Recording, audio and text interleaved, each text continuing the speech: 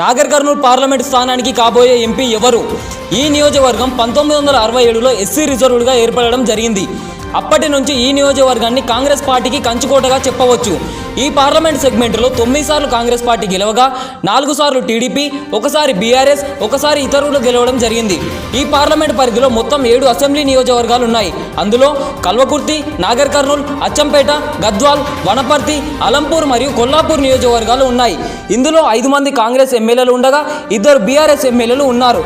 కాగా ఈ పార్లమెంట్ స్థానంలో ప్రస్తుతం బీజేపీ పార్టీ నుంచి సిట్టింగ్ ఎంపీ పోతుగంటి రాములు గారి తనయుడు పోతుగంటి భరత్ ప్రసాద్ గారు, అలాగే బీఆర్ఎస్ పార్టీ నుంచి బీఎస్పీ పార్టీ వీడి బీఆర్ఎస్ పార్టీలో చేరిన ఆర్ఎస్ ప్రవీణ్ గారు, అలాగే కాంగ్రెస్ పార్టీ నుంచి మాజీ పార్లమెంట్ సభ్యులు మల్లు రవి గారు బరిలో ఉన్నారు.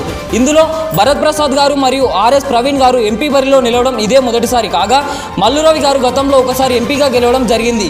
ఈ నియోజకవర్గానికి కాబోయే ఎంపీ ఎవరో తెలుసుకోవాలంటే జూన్ 4వ తేదీ వరకు వెయిట్ చేయాల్సిందే. కాగా ఈ నియోజకవర్గంలో ఏ పార్టీ గెలిస్తే అభివృద్ధి జరుగుతుందో మీ అభిప్రాయాన్ని కామెంట్ రూపంలో తెలపండి. ఇది ఫ్రెండ్స్ నాగర్ కర్నూల్ కా కహానీ. ఈ వీడియో మీకు కొత్త విషయాలు తెలుసుకోవడంలో ఎంతో కొంత సహాయం చేసింది అనుకుంటున్నాను.